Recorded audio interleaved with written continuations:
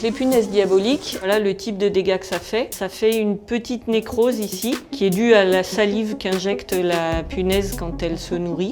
Et cette nécrose-là donne un goût amer aux noisettes et provoque des défauts qui sont non commercialisables en fait. Historiquement, les vergers, ils alternent une année haute, une année basse, une année haute, une année basse. Et ça, c'est une alternance naturelle.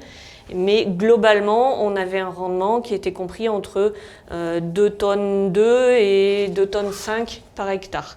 Et donc là, vous avez l'historique de production en kilos par hectare. Et depuis 2020 à peu près, vous avez une chute drastique du rendement par hectare au verger, qui est liée à l'absence de protection des vergers. Depuis qu'on n'a plus l'acétamipride, on ne peut plus protéger nos vergers et donc on a nos 2 ravageurs principaux qui nous détruisent les récoltes. Là, on est tombé en dessous de 1 tonne hectare. Donc en fait, on a fait plus que diviser par 2 la production de noisettes françaises. C'est ça. Aujourd'hui, on a un potentiel d'environ 12 à 13 000 tonnes de production annuelle.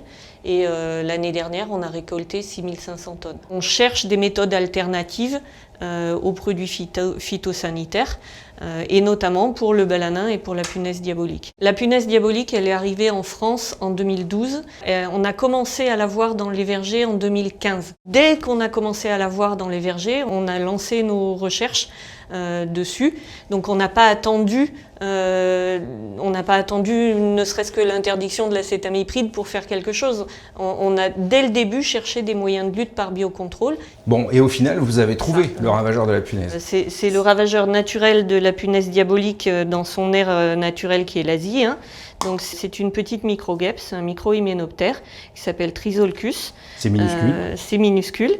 Et donc c'est un petit parasitoïde qui va pondre dans les œufs de punaise et qui du coup empêche la punaise d'éclore et de se développer dans les vergers.